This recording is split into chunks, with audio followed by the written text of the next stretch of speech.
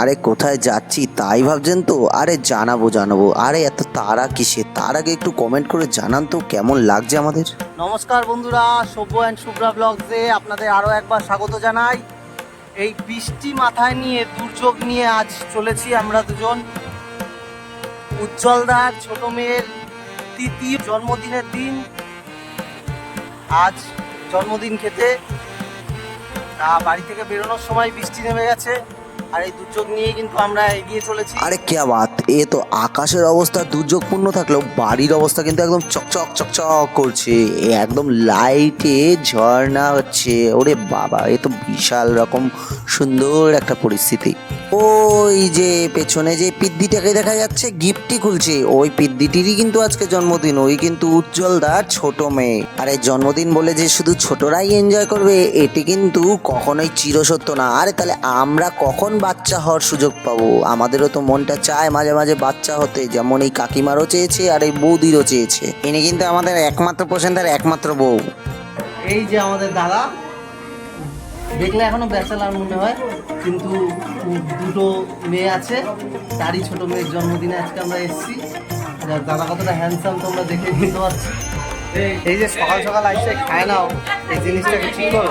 আর এই যে দেখা যাচ্ছে এই বৌদি কিন্তু আমাদের তমালদার বউ। হ্যাঁ, ইনি কিন্তু মেয়েকে খাওয়ানোর নাম করে বেশ টপার টপ মুখে মাংস পুড়ে দিচ্ছিল।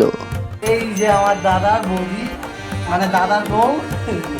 এই দাদা মানে দেখলে এখনো দুজনেই মনে হয় একদম বাচ্চা ছেলে আর মেয়ে। আসলে আমরা কিন্তু সবাই একটু গরিব টাইপের লোক, আর এই গরিব টাইপের লোকের ছোট ছোট খুশি দরকার হয় আনন্দ করার জন্য। আর এই এই এই বউ আবার সিঁড়ি বায়া কোথায় চললো? আরে কই যাও? আরে আরে এইদিকে কই যাও? ও আচ্ছা, রহস্য ভেদ করার ব্যাপার আছে। আমরা তো রহস্য ভেদ করতে করতে আসল জায়গায় চলে এসেছি।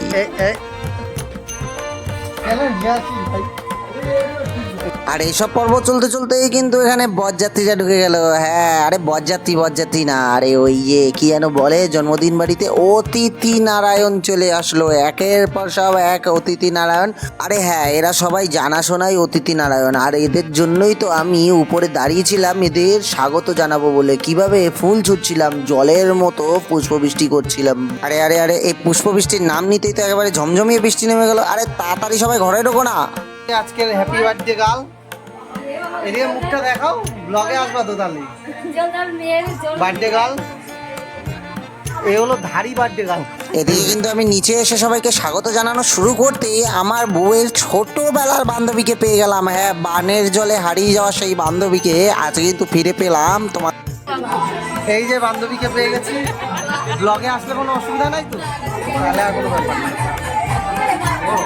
এই যে সুন্দর দেখতে ছেলেগুলিকে দেখতে পাচ্ছেন না, এদের কিন্তু কথায় একদম ভুলবেন না। ডেঞ্জারাস সব পিস আছে।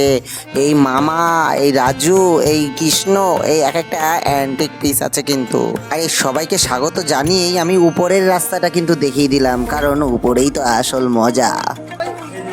ও তুমি তো তোমার মেয়ের জন্মদিনে ভিডিও করো নাই, আমার চ্যানেলে যাবো, পুরো ভিডিও করো। আর এদিকে রাত্র কিন্তু প্রায় তখন 10:30 বেজে গিয়েছে। পেটে কিন্তু প্রচুর টান। ওরে বাবা, একেবারে টান দিচ্ছে পেটটা। আর সে সময় খাবার সামনে থাকলে কি আর খাবারের গন্ধে থাকা যায়? হ্যাঁ, আমি কিন্তু খেতে বসে ব্লগ করতে তো ভুলেই গিয়েছিলাম।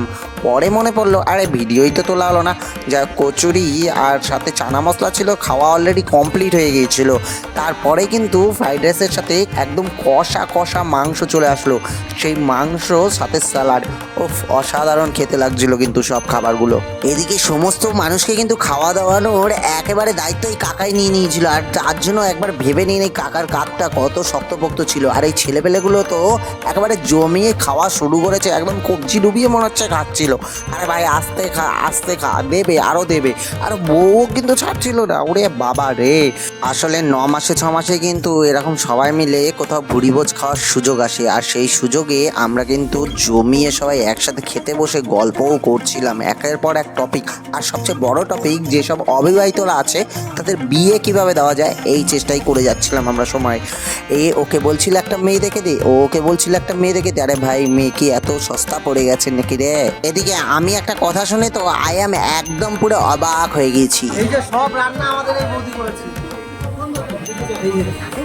আমাদের একমাত্র উজ্জ্বলদার একমাত্র বৌদি। আরে হ্যাঁ, এইসব সব টেস্টি টেস্টি রান্নাগুলো কিন্তু আমাদের এই উজ্জ্বলদার বউই করেছিল, আর অসাধারণ সব খেতে হয়েছিল। এদিকে কিন্তু চাটনি পাঁপড়ে পরে শেষ পাতে পায়েস দানকারী যেই মহিলাটি রয়েছে তাকে আমি একবার দেখাতে চাই। দেখুন সে বৌদির মুখে কত হাসি, আর হ্যাঁ পাশে দাঁড়িয়ে তদারকি করছিল ভগবান শ্রীকৃষ্ণ, বাপরে বাপ।